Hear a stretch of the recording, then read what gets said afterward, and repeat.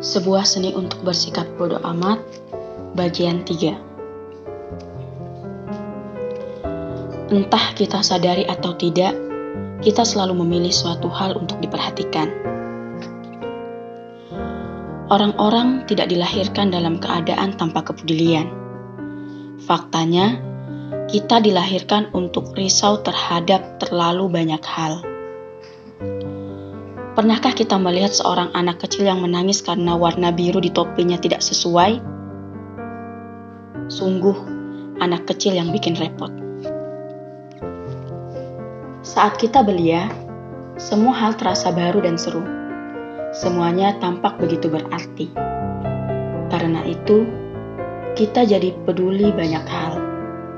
Kita peduli tentang setiap hal dan setiap orang, tentang apa yang dikatakan orang atas diri kita. Tentang apakah laki-laki perempuan yang manis itu membalas respon kita atau tidak. Tentang apakah kaos kaki kita cocok atau tidak. Atau apa warna balon ulang tahun kita. Ketika kita beranjak dewasa, didukung oleh banyak pengalaman, dan setelah menyadari bahwa banyak waktu terlewat begitu saja, kita mulai memperhatikan bahwa sebagian besar hal semacam ini hanya memiliki dampak yang kecil dalam hidup kita. Orang-orang yang komentarnya sangat kita risaukan sebelumnya tidak lagi terhitung di dalam kehidupan kita. Penolakan-penolakan yang menyakitkan yang pernah kita rasakan telah memberi andil yang sangat baik. Kita jadi tahu betapa kecilnya perhatian yang diberikan oleh orang lain pada detail-detail tentang diri kita. Dan kita pun akhirnya memiliki untuk tidak lagi menanggapi mereka terlalu serius. Intinya, kita menjadi semakin selektif terhadap perhatian yang rela kita berikan. Inilah suatu yang kita sebut kedewasaan. Ini bagus. Sebaiknya kita mencoba suatu kali. Kedewasaan muncul ketika seseorang belajar untuk peduli hanya pada sesuatu yang sangat berharga.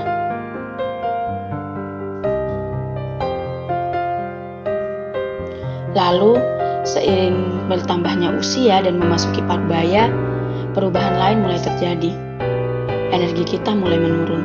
Identitas pun mulai menguat.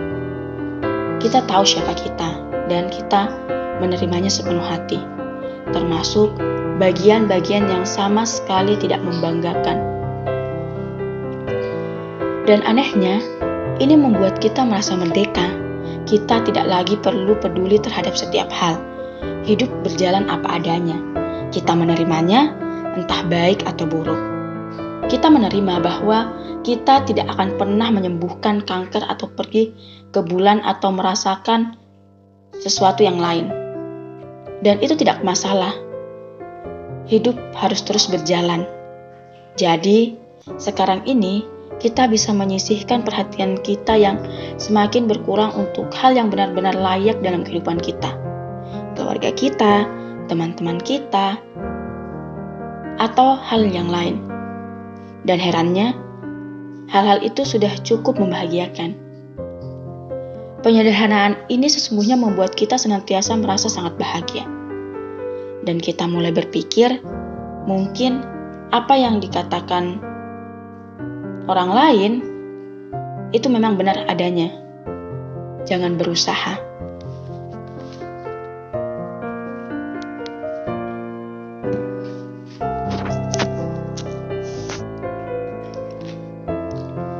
Jadi ngomong-ngomong, apa inti buku ini?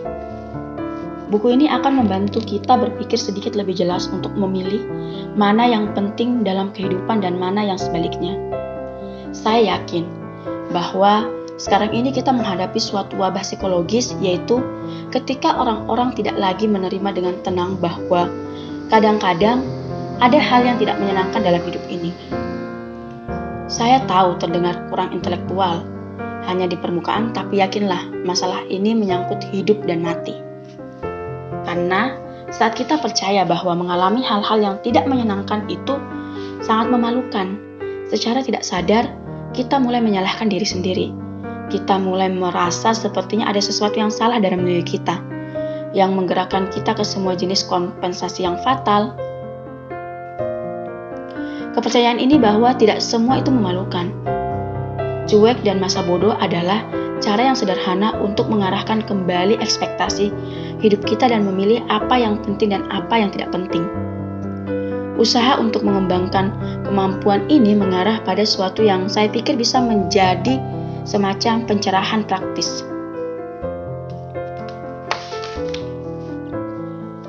Buku ini tidak berbicara bagaimana cara meringankan masalah atau rasa sakit kita. Buku ini bukan pula paduan untuk mencapai suatu keagungan, tidak akan bisa.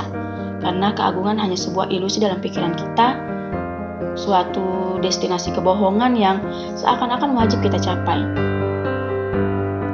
Sebaliknya, buku ini akan mengubah rasa sakit kita menjadi sebuah peranti, trauma Anda menjadi kekuatan, dan masalah kita menjadi masalah yang lebih baik. Ini baru gerak yang sesungguhnya.